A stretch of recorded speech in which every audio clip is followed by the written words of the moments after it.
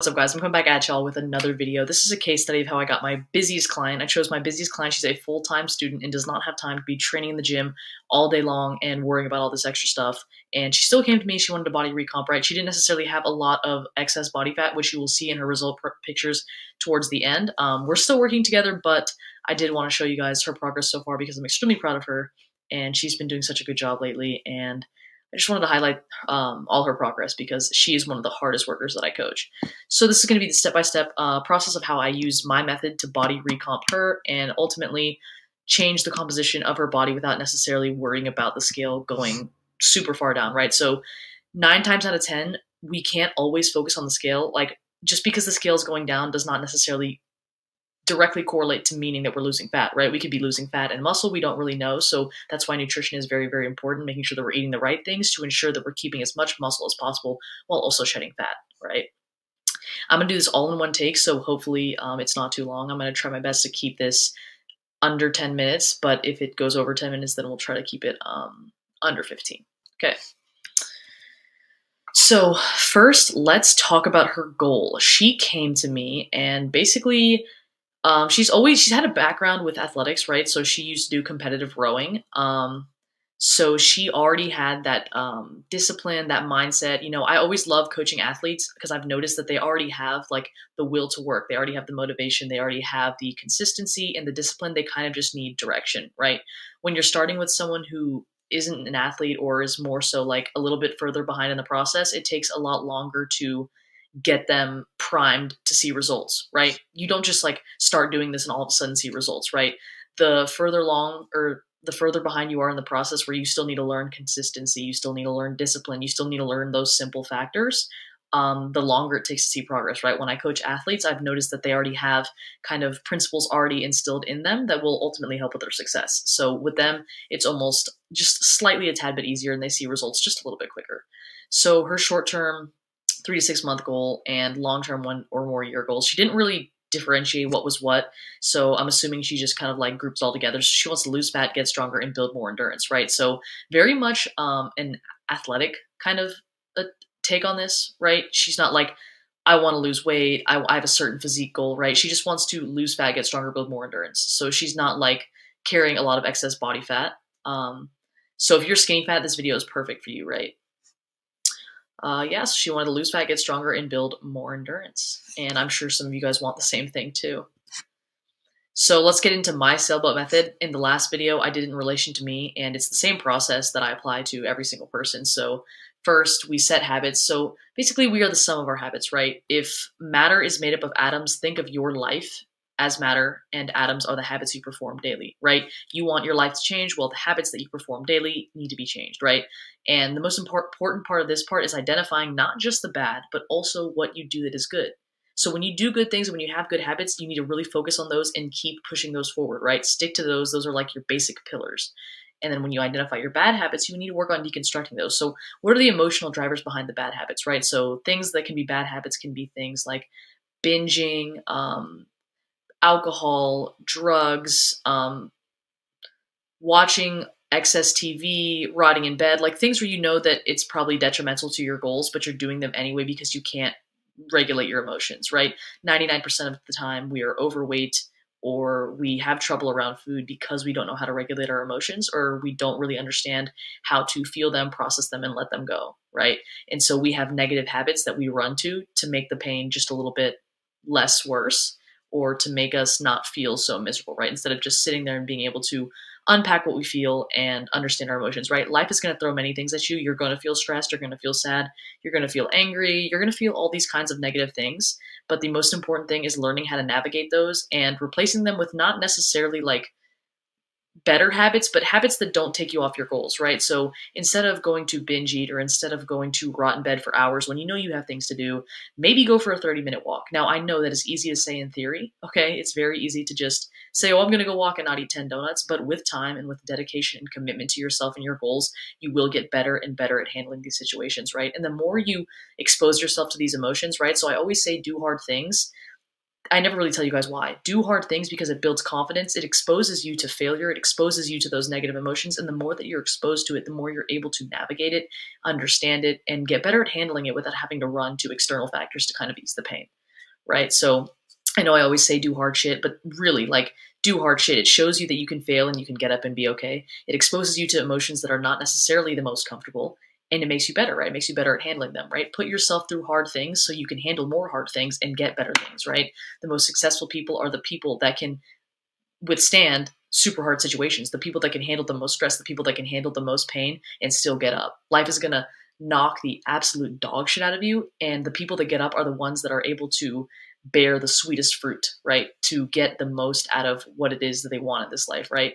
You are going to face a lot of things, and the better that you get at handling it, the further you're going to be able to go. And how do you get better at handling it? By exposing yourself to more pain and suffering, more hard things, right?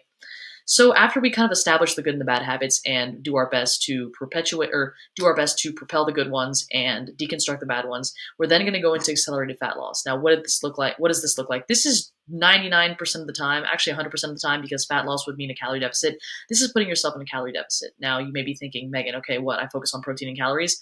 I want you to focus on all 3 macronutrients, okay? Not just protein. Yourself in a calorie deficit, making sure that you have the appropriate amount of each macronutrient group, not just protein, okay? It's normal to neglect fats when we focus on low calorie because fats are sitting at 9 calories per 1 gram, whereas carbs and protein are only 4 calories. So when we focus on getting the most bang for our buck calorie to protein wise, inevitably we are going to avoid fats, right? Who's going to eat a tablespoon of peanut butter for 200 calories? And you could have powdered peanut butter that's less in calories, but you don't realize that you're not having your healthy fats. Healthy fats are very, very important, and I think that you should focus on all 3 macronutrient groups, not just protein. So many people want to cut out fats and carbs because they're calorically dense, and all you need is protein for muscle, but you need carbs to fuel your workouts, and you need fats to regulate your hormones. Increased muscularity is after you've been in your deficit for a while. It will eventually become your maintenance, right? If you've reached your desired level of leanness or the threshold to which you can comfortably and sustainably maintain whatever weight it is you're at, then that's when you can start moving to the longevity phase and keep that principle of nutrition that we implement in the accelerated fat loss phase, but slowly start adding calories back, right? If you still have more fat to lose and you were a little bit more on the heavier side than when you started, instead of being like skinny fat, then you would increase your deficit to make it larger, right? So you put yourself in a deficit that has now become your maintenance. Now you're going to go lower to lose some more of the fat. That way, when we lose all the fat and we have a more lean tone physique, your body will have a new composition to which then we can build on by increasing calories at the correct macronutrient ratios. We're going to lose all the fat, we're going to have a good physique to build on, and then we're going to slowly refeed ourselves, adding calories with the appropriate macronutrient ratios. That way we can ensure that we're building muscle and putting on minimal body fat. So that's basically the process. Now I'm going to get into how I applied that to Eileen's case. So my head's kind of blocking a little bit, but I already know it by heart. What this looked like for Eileen. So basically, we had to address her negative habits. Mainly, her habits were just lack of consistency, lack of structure with nutrition. She just really didn't know what was going on, right? She didn't know how to eat to fuel herself towards her goal, right? She didn't know what to do. And so that kind of led her to be a little bit stagnant and not do anything, because it's like it was almost like analysis paralysis, right? She didn't know what to do, so she did nothing. Right? She needed that direction. She needed help. She didn't know what to eat, didn't know how to train, didn't have any structure. That was her biggest negative habit. As far as consistency and discipline and stuff like that, she's been very good about me telling her, like, I say jump, and she's like, how high, right? I don't have to really get on her about anything other than, here's your plan, execute. She's very, very good at that. And that's something that if she watches this, I hope she will, that I'm very, very proud of her for, because she's very, like, hardworking, disciplined. It's very hard for me to describe her because she's so easy to coach, right? Very coachable. Her good habits, those are her good habits. I actually just said her good and negative habits at the same time. But her negative habits weren't really anything bad, just mainly like a lack of direction, a lack of understanding. She does have a very, very busy schedule. She is a full-time student, and she has lots of homework, lots of tests, is always at school, but somehow always makes it work. And that is something that I'm also very proud of her for, right? So for the accelerated fat loss phase, we basically manipulate nutrition so you can focus on losing fat while building muscle. What this looks like for someone that is skinny fat is not putting I gotta stop stuttering.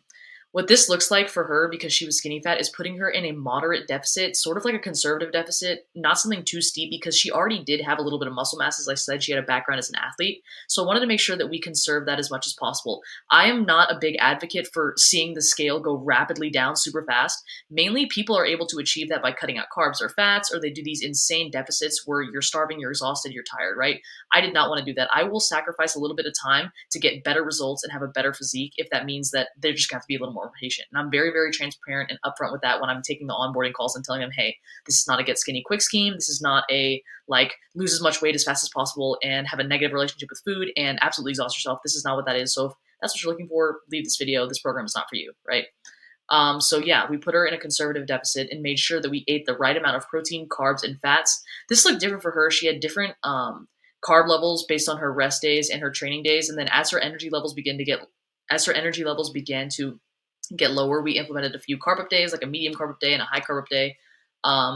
That really helped keep her metabolism running and increased fat loss and made things easier for her, so she didn't have to constantly be low on energy, right? So on her Saturday, she would have a carb up day, and that would make her feel better. That would give her a lot of energy, so she'd have a better workout, and then we'd get back into her regular cycle. After that, I noticed that her hunger levels were getting, like, she would do her check-ins and not be very hungry. So I noticed that her body was starting to adapt to the amount of food that she was having. So we went ahead and cut calories a little bit more, but I still made sure that she had those high carb up days, that she had the medium carb day, and that her energy levels, I monitored them to make sure that she wasn't like in the dumps, that she wasn't exhausted or anything like that. So I really played around with her nutrition to see what I could do to help her keep those energy levels while still maintaining a deficit and ultimately keep her continuing on the path to get lean, right? And so what that looks like for longevity is begin fueling the muscle mass that she had, right? So she's getting leaner and leaner, and she's still in the process of leaning out, and then we're going to go ahead and build on top of what she has. But I wanted to showcase her results because she did a really, really good job of sticking to plan, and ultimately the results that she produced were something that I was very proud of. So right now we're still in the longevity phase of kind of building on top of what she has. So what did this look like for her, right? So I just told you everything that we did, but you want to know the specifics of how this looked like in her day-to-day life and how you can apply it to yourself. Well, we did cardio and training that she enjoyed, right? She is someone who likes a classic walk on the treadmill. Sometimes she'll sprint outside. Sometimes she'll, hit the rowing machine, whatever it is that she may do. She had the freedom to do whatever it is that she liked, right?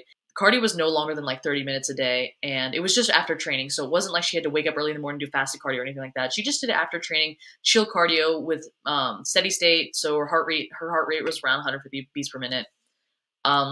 After that, we did programming that fit her insanely busy schedule, right? So she started off with a muscle building phase. We ran that for a few months, and then we started running the muscle building 2 phase. Where mainly in these 2 phases, we focused on making sure that our reps and sets were very, very high in quality. So intensity was very much at the forefront. I wanted her to focus on having really high quality sets and reps instead of making up for it with a lot of volume, because she didn't necessarily have the time to waste by doing all that extra volume. So every exercise that we chose was chosen for a reason, very methodical, very strategically planned, to make sure that she got the best bang for her buck out of her workout, and her workouts were as effective as possible. I said I was going to keep this under 15 minutes, and I think that we're starting to creep up a little bit, so I'm going to try to talk a little bit faster. So the meal plan was the most important thing. Now, when I coach people, I really have to get a good feel for the person, and what I mean by that is this person someone who likes variety? They need to switch things up. They can't eat the same thing every day. If that's the case, then I will either write them multiple meal plans so they can wake up in the morning and choose which one they want. Or if they're a little bit more experienced, I will give them a set of macros and like other goals, like fiber goals and all that stuff to hit per day so that they can have the freedom to do so. With her case, she was very, very busy, so she took the more traditional route that I do for a lot of people, is writing them a specific meal plan they follow every single day so they know what they have to eat. They don't have to worry about, oh, how am I going to get my protein in? How am I going to hit my carbs? They don't have to even think about it. They know every day they're going to wake up and have an omelet, have a banana, have a Rice Krispie treat, have some cookies, whatever it is they may be, right? And everybody that I coach, I send them like a food preference form so they tell me what they like. So I make sure that I include their favorite things so it's not something that has to be as miserable as possible, right? So that really depends on who you are. So if you're someone who needs variety, I recommend sticking to a macro plan where you make sure you track your micronutrients as well, not just your macronutrients. Or you can create various meal plans that you follow on the day-to-day, whereas like one day you wake up and you want eggs and bacon. Okay, you follow that meal plan. Or one day you wake up and you want oatmeal and you follow that meal plan. Or you can just, the more experience with macros, the more freedom I'm able to give these people.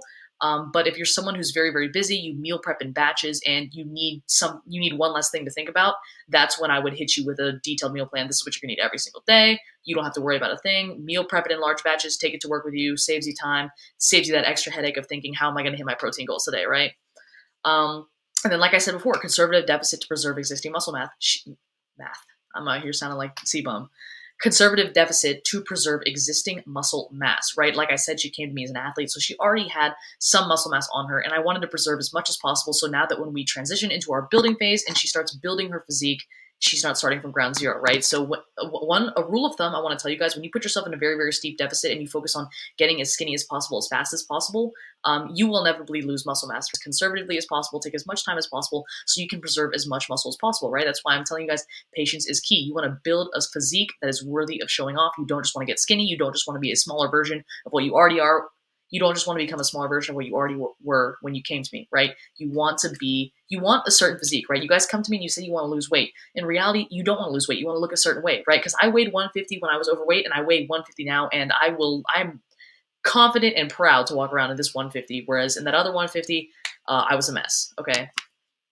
So it's not necessarily always about the scale. One thing that I've noticed with you guys is y'all love to focus on that scale to the point where it stops you from losing weight because you're hyper fixated on the numbers game. You need to pair that scale with the way that you look, okay? And the relation of muscle mass to body fat that you carry. Okay, that's what's important here.